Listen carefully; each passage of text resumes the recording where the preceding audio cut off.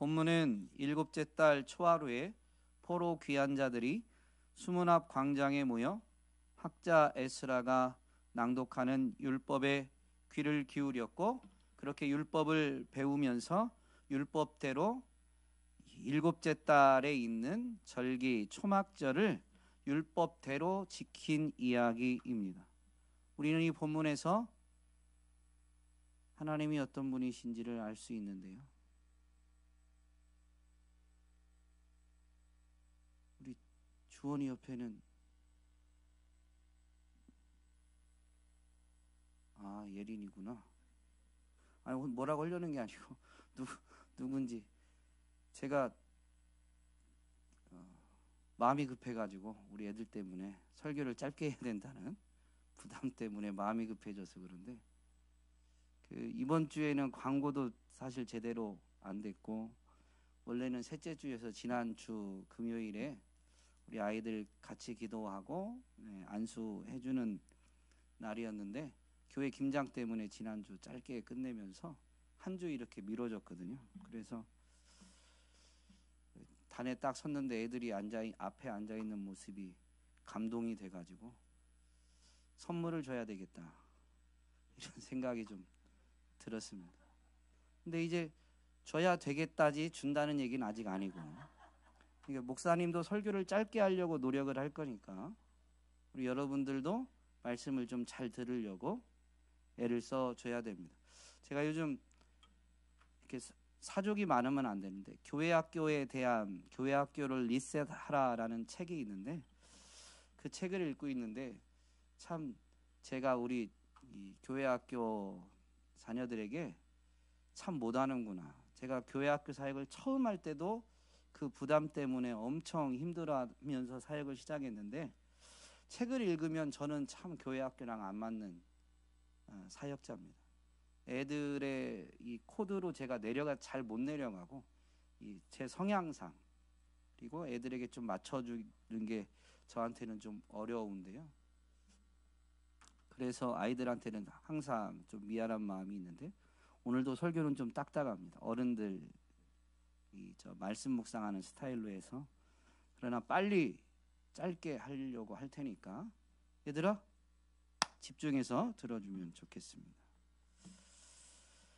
본문에서 이제 하나님이 어떤 분이신지 성경을 읽으면서 우리는 그걸 찾으려고 해야 되는데, 하나님이 어떻다라고 쉽게 쓰여 있진 않아요. 우리가 찾으려고 애를 써야 되는데, 첫째, 하나님은 거룩하신 분이시다라는 것입니다. 수문 앞 광장에 모인 백성들에게 이 율법책을 읽어주자 그들이 울면서 말씀을 들으면서 울게 됩니다. 그 울음은 물론 회개하는 건데요. 그때 느헤미야와 에스라 그리고 백성을 가르치는 레위인들이 이렇게 권면합니다. 이 날은 주 하나님의 거룩한 날이니 슬퍼하지도 말고 울지도 말라라고 권면을 했습니다. 그런데 이 모인 이날, 일곱째 달 첫날, 나팔절이거든요. 새해의 첫 시작을 알리는 나팔을 불려서 이 유대 사회에서는 새해가 시작되었다라는 것을 알리는 날인데, 이 날은 여호와 앞에서 거룩한 날이다라는 겁니다. 왜 거룩한 날이냐면, 성경에서 거룩한 것은 하나님과 연관된 것만 거룩합니다. 이 날이 거룩하다는 것은, 이 날은 하나님 앞에서 지켜야 되는 날, 아니 하나님께 올려드리는 바치는 날이 되기 때문에 이 날이 거룩한 날이다라는 것이죠. 그래서 이 표현 앞에서만도 우리는 하나님이 거룩하시기 때문에 하나님과 연결된, 아니 하나님께 바치는 이 날도 거룩한 날이 되는구나 라는 것을 분명히 깨닫고 되새길 수가 있는 거죠. 둘째로, 여호와는 택한 백성에게 말씀을 지키라고 명령하시는 하나님이시다라는 것입니다. 물론 지금 본문에서는 율법을 읽은 것밖에 없고, 그 율법을 읽은 그 날이 거룩한 날이다라고 했는데요. 율법 안에 보면 율법의 내용이 본문에는 다 있진 않지만, 레위기에 보면 하나님이 율법 안에서 내가 거룩하니 너희도 거룩하라 라는 말씀을 주십니다. 하나님이 거룩하시기 때문에 하나님의 백성들에게도 거룩하라라고 요구하시는 거죠. 그 요구를 백성들이 행할 수 있도록 방법을 가르쳐 주신 것이 바로 율법인 것입니다. 그런데 그 율법은 지키라고 주신 거예요. 그러니 하나님은 택한 백성에게 이 말씀을 주셨는데 그게 거룩하게 살 수 있는 방법, 거룩하게 살아가는 지혜를 가르쳐 주는 말씀인데 이것을 지키라고 주셨으니 하나님이 지키라고 명령하시는 분이심을 우리는 되새길 수가 있는 것입니다. 그러므로 우리는 하나님의 백성된 자들로서 거룩하게 살고자 몸부림쳐야 돼요. 물론 하나님 앞에서는 말씀을 지켜서 거룩하게 되는 게 아니에요. 하나님은 거룩한 하나님의 백성이 된 자들에게 실제로 거룩한 삶을 살도록 방법을 가르쳐 주시기 위해서 율법, 말씀을 주시는 것이지, 말씀을 주시고서 니네가 지키면 거룩한 백성이고 말씀을 못 지키면 거룩하지 않은, 그래서 심판받아야 되는 백성이다 라고 말씀하시지 않으십니다. 오늘 우리는 이 하나님이 우리가 하나님의 백성, 자녀다운 삶을 살도록 말씀을 주셨음을, 그것을 지키라고 명령하고 계심을 잊지 말아야 되겠습니다. 셋째로 여호와는 택한 백성을 여기까지 인도하신 하나님이시다라는 것입니다. 추수감사절에 이 전신인 초막절, 그 절기를 어떻게 지키는지, 그래서 초막절에 담긴 의미를 분명히 되새겨 보았는데요. 출애굽한 이스라엘 백성들이 광야를 통과해서 약속의 땅에 이를 때 하나님이 그들을 건져내셨고 이제 광야를 지나는 동안 그들을 지키시고 인도하셨습니다. 그 결과가 가나안 땅에 들어와 가나안 땅을 차지한 것입니다. 그런데 가나안 땅을 차지하고 난 다음에 하나님이 건져내셨고 지키시고 인도하셨다라는 것을 잊어버리지 않게 하기 위해서 이 초막절에는 광야를 통과하는 동안 지냈던 그 초막을 짓고 거기서 불편하지만 일주일을 지내면서 이전에 하나님이 우리를 애굽에서 건진 다음에 이렇게 이동하는 동안 여기까지 왔어야 되는데 그렇게 이동하는 동안 하나님이 이 초막에서 지내게 하시되 하늘의 양식을 공급하시며 지키시고 보호하시면서 여기까지 인도하셨다라는 것을 기억하고 기념하게 하는 것이 초막절이었죠. 그런데 오늘 본문에서는 율법대로 지금 이 초막절을 지킨다라는 것이니 방법만이 아니라 초막절의 의미를 되새기면서 지키고 있는 거예요. 포로 귀한 자들이 초막절을 지키면서 우리가 하나님의 말씀에 불순종해서 바빌로니아까지 포로로 끌려가게 됐지만 거기서도 다시 하나님이 건지셔서 오늘 여기까지 하나님이 우리를 인도하셨구나 라는 것을 기억하고 기념해서 율법대로 초막절을 지키고 있는 것이죠. 여러분, 하나님은 택한 백성을 여기까지 인도하시는 분이십니다. 본문을 통해서 우리는 교훈을 얻게 되는데요. 영적인 교훈을 얻게 되는데, 첫째는 하나님 나라의 회복은 말씀을 통해서 이루어진다라는 것입니다. 우리 아이들에게 좀 어려워서 제가 마음이 참 그러네요. 어쨌든 하나님 나라의 회복은 말씀을 통해서 이루어진다.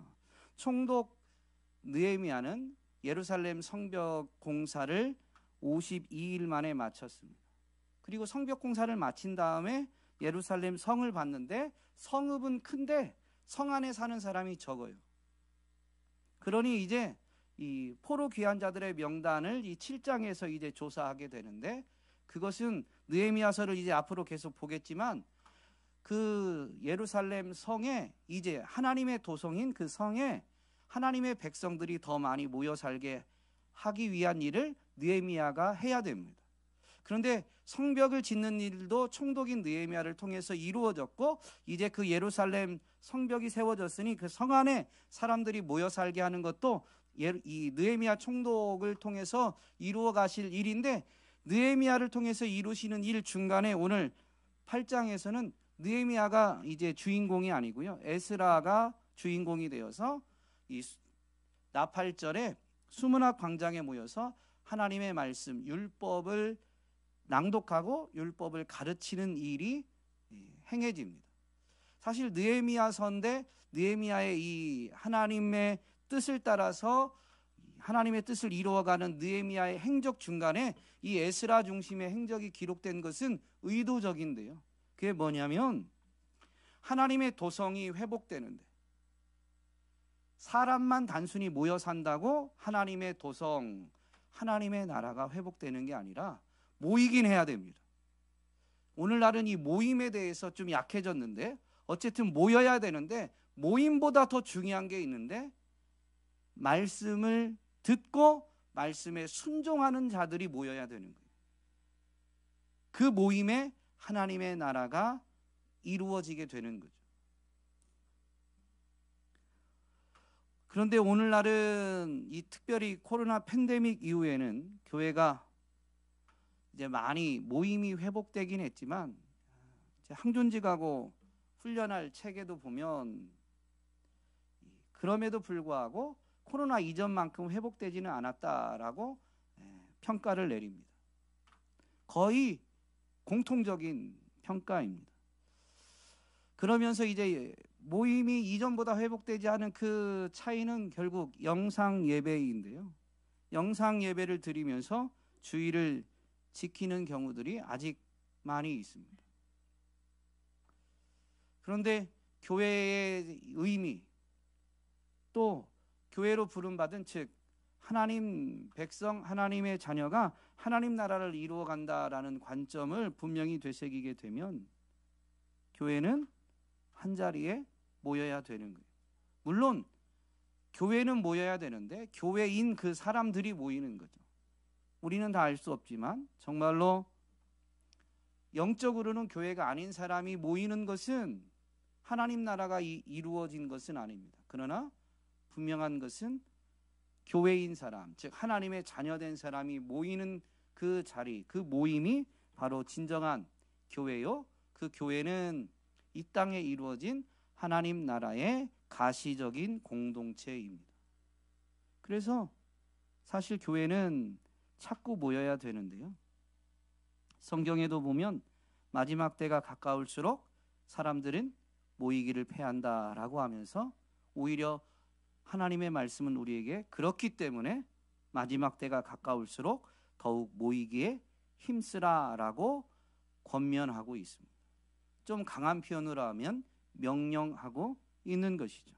오늘 저와 여러분이 정말로 하나님의 나라가 회복되는 데는 말씀을 듣고 말씀에 순종하는 사람들을 통해서 이루어지지만, 그러나 그 사람 한 사람이 아니라 그러한 사람들의 모임을 통해서 이루어짐을 알아서 먼저는 우리가 하나님 말씀에 귀를 기울이는 자들, 그리고 그 말씀에 순종하는 삶을 살고자 몸부림치는 자들이 되어야 될 것이고, 함께 부름받은 이들과 모이기에 또한 힘써야 될 줄로 믿습니다.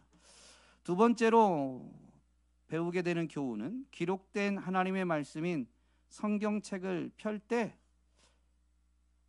자리에서 일어나고 하나님을 찬양할 때 아멘 아멘으로 응답하며 하나님의 말씀을 집중해서 들을 때 말씀을 삶으로 살아내기 시작할 수 있다는 겁니다.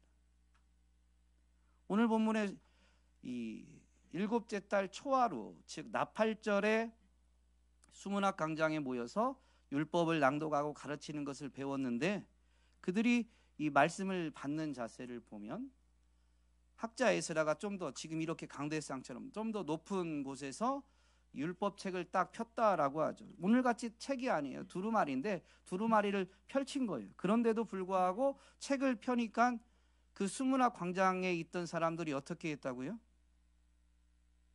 일어났다고, 자리에서 일어났다고 되어 있어요.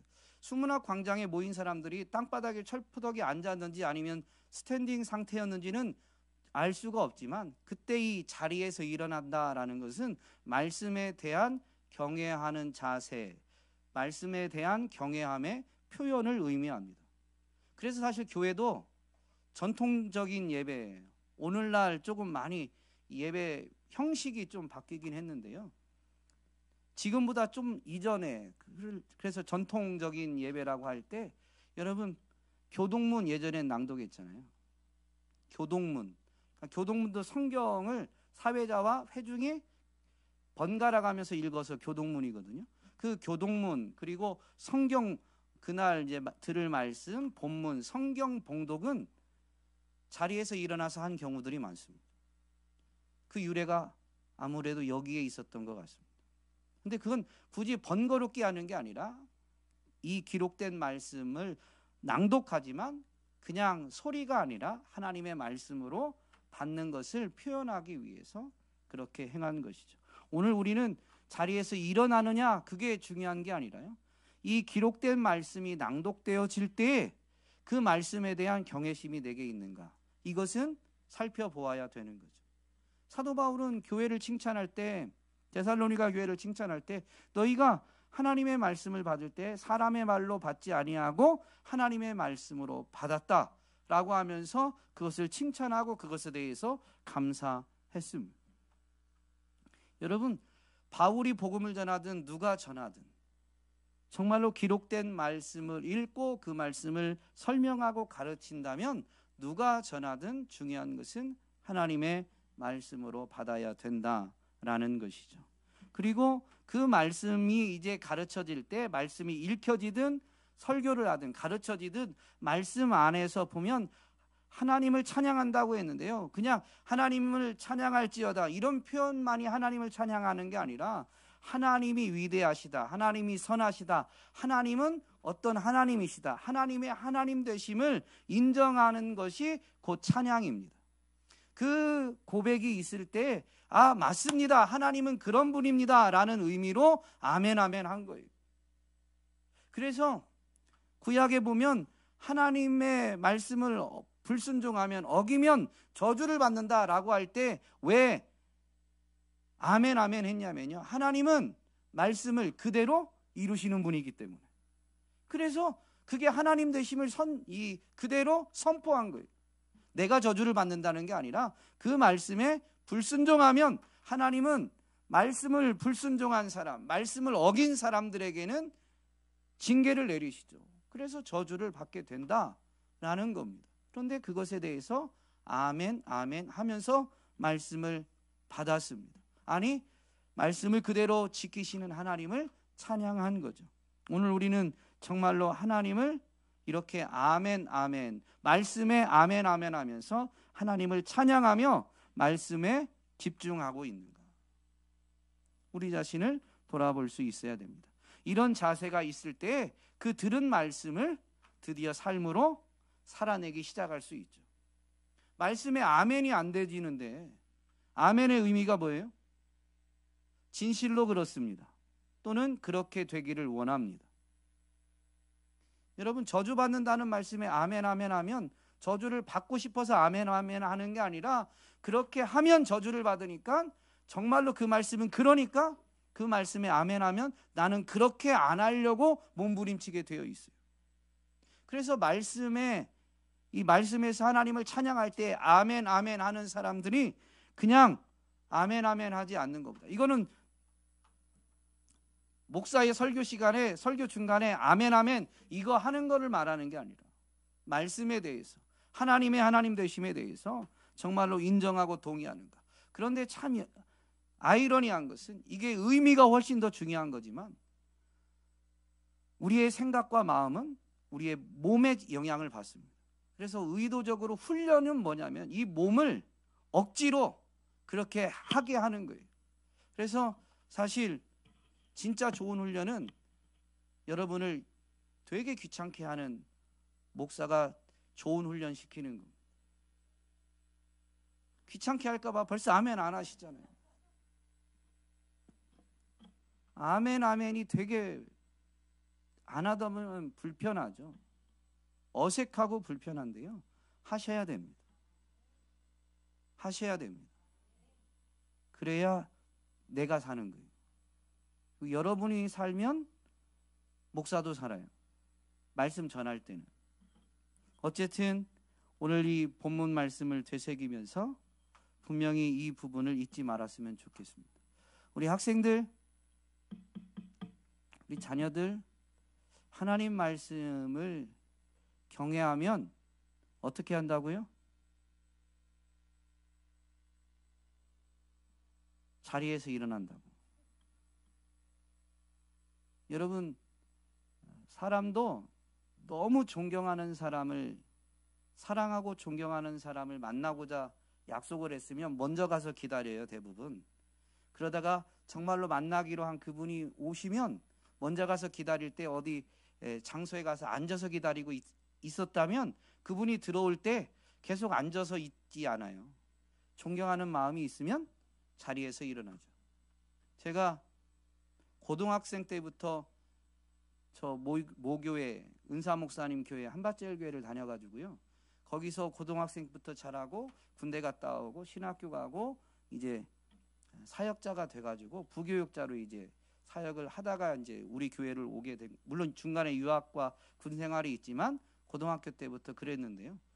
이 은사 목사님을 너무 존경하니까 유학 중이든 언제든 항상 그 오래 있었던 사람들은 그래요. 전화를 받는데 자리에서 이렇게 있다가 은사 목사님 전화는 일어나서 받아요. 그러려고 한 게 아닌데 그게 그냥 돼요. 목사님이 지금 앞에 계신 게 아니라 그냥 전화예요. 그런데도 목사님에 대한 그런 마음 때문에 그냥 이렇게 앉아가지고 전화를 못 받고 마치 내 앞에 계신 것처럼 그런 마음이 들어가지고 벌떡 일어나서 아, 예, 목사님 이렇게 인사도 하면서 전화 받는데 옆에서, 그래서 저희 이렇게 오래 있는 부교육자들은 알아요. 아, 담임 목사님 전화 받는구나. 딱 표시가 나거든요. 정말로 우리가 하나님 말씀에 대한 그런 경외심, 존경함, 그게 있느냐? 여러분 스스로 점검할 수 있습니다. 마지막으로 말씀 앞에서 죄와 허물을 깨닫게 되면 슬퍼하기만 할 것이 아니라 주님 앞으로 나와서 기뻐해야 한다라는 것입니다. 수문학 광장에 모인 이들이 말씀을 듣고 우는데 권면하기를 이날은 주의 거룩한 날이니 슬퍼하지 말고 도리어 기뻐하라는 거죠. 그러면 힘을 얻게 된다 라고 했는데요.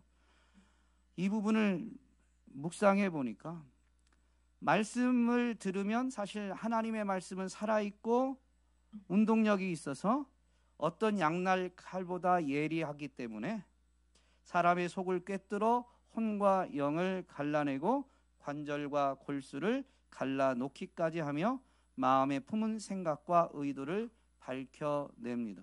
그래서 마음의 생각과 품은 의도까지 밝혀지게 되기 때문에 사람의 죄성, 타락함을 발견하게 됩니다. 말씀 앞에서만. 그렇게 죄와 허물을 깨닫게 되면 참 하나님 앞에 송구하고 부끄럽고 내가 이거밖에 안 되나 탄식이 되고 그래서 눈물을 흘리며 회개하게 되죠.